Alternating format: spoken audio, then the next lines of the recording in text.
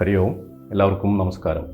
നമ്മുടെ രാജ്യം ഭരിക്കുന്ന ശ്രീ നരേന്ദ്രമോദിയുടെ നേതൃത്വത്തിലുള്ള BJP NDA സർക്കാരിൻ്റെ ഭരണം ഭാവിയിൽ സൂക്ഷിക്കേണ്ട ദിവസങ്ങളാണോ വരാൻ പോകുന്നത് എന്ന് നമുക്ക് പരിശോധിക്കാം. 2014 മെയ് 26-നാണ് നരേന്ദ്രമോദി സർക്കാർ കേന്ദ്രത്തിൽ അധികാരത്തിൽ വരുന്നത്.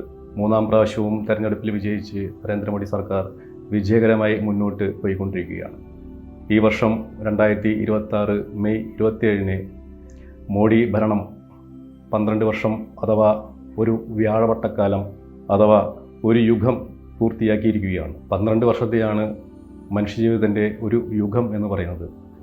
മോഡി ഭരണം 12 വർഷം പൂർത്തിയാക്കുന്നതിൻ്റെ തൊട്ടുമുമ്പുള്ള അവസാന ട്രാൻസിറ്റ് പീരീഡിലാണ് കോക്രോച്ച് ജനതാ പാർട്ടി രൂപീകരിക്കപ്പെടുന്നതും പിന്നീട് അവർ കേന്ദ്ര സർക്കാരിനെതിരെ സമരം നടത്തുകയും കേന്ദ്ര വിദ്യാഭ്യാസ മന്ത്രി രാജിവെക്കാൻ ഇടവരുന്ന സാഹചര്യം ഉണ്ടാകുന്നതും. കേന്ദ്ര സർക്കാരിൻ്റെ യുഗാവസാന സന്ധിയിൽ വന്ന പാർട്ടി ആയതുകൊണ്ട് CJPയെ BJP വളരെ ശ്രദ്ധിക്കേണ്ടതുണ്ട്. 12 വർഷം കൂടുമ്പോഴാണ് മനുഷ്യജീവിതത്തിൻ്റെ എല്ലാ മേഖലകളിലും എവല്യൂഷൻ സംഭവിക്കുന്നത്.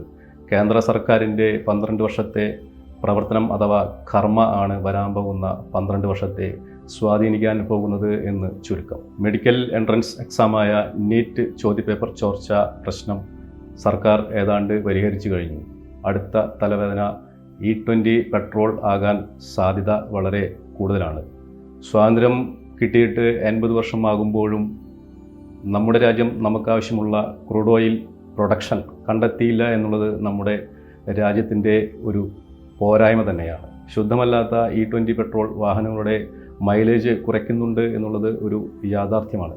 അനുഭവം കൊണ്ടാണ് ഇത് പറയുന്നത്. അതുകൊണ്ട് സർക്കാർ ശുദ്ധമല്ലാത്ത E20 പെട്രോളിൻ്റെ വില എത്രയും വേഗം കുറച്ച് നൽകി വോട്ട് ചെയ്ത ജനങ്ങളോടുള്ള നന്ദിയും സ്നേഹവും പ്രകടിപ്പിക്കേണ്ടത് അത്യാവശ്യമാണ്. CJPയുടെ സമരത്തിൽ രാജ്യവിരുദ്ധ എലമെൻസും അശ്ലീലവും വ്യക്തിഹത്യയും സംസ്കാരമില്ലായ്മയും നിലവാരമില്ലായ്മയും ഉണ്ടായിരുന്നുവെങ്കിലും അവർ ജനങ്ങളെ ആകർഷിക്കുന്നുണ്ടെന്നുള്ളത് ശ്രദ്ധിക്കേണ്ട വസ്തുതയാണ്. രണ്ടാം യുഗത്തിലേക്ക് പ്രവേശിച്ചിരിക്കുന്ന മോഡി സർക്കാർ 2027 മെയ് 28-ാം തീയതി വരെ ശ്രദ്ധിക്കേണ്ട കാലഘട്ടമാണ്.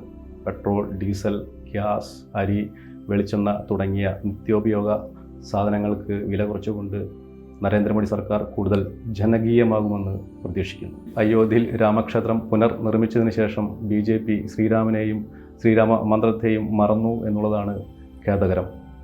ഇന്ത്യയുടെ ആത്മാവായ ശ്രീരാമൻ്റെ കോടിക്കണക്കിനുള്ള ജനങ്ങളാണ് BJPയെ അധികാരത്തിൽ എത്തിച്ചത്. BJPക്ക് എപ്പോഴെങ്കിലും പരാജയം വരുന്നുണ്ടെങ്കിൽ അത് ശ്രീരാമനെയും ശ്രീരാമൻ്റെ ആദർശങ്ങളെയും മറക്കുമ്പോഴായിരിക്കും. അല്ലാതെ BJPയെ തോൽപ്പിക്കാൻ എളുപ്പമല്ല. ഭാരതത്തിൻ്റെ ആകാശമണ്ഡലത്തിലെ വായുവിൽ സദാ നിറഞ്ഞു നിൽക്കുന്ന താരക ബ്രഹ്മത്തെ അഥവാ ശ്രീരാമജയത്തെ മറക്കാതിരിക്കാനും വീണ്ടും ഉയർത്തിപ്പിടിക്കുവാനും ഓർമ്മിപ്പിച്ചുകൊണ്ട് ശ്രീ നരേന്ദ്രമോദിയുടെ രണ്ടാം യുഗത്തിലേക്കുള്ള പ്രയാണത്തെ എല്ലാവിധ വിജയ ആശംസകളും നേർന്നുകൊണ്ട് അവസാനിപ്പിക്കുന്നു.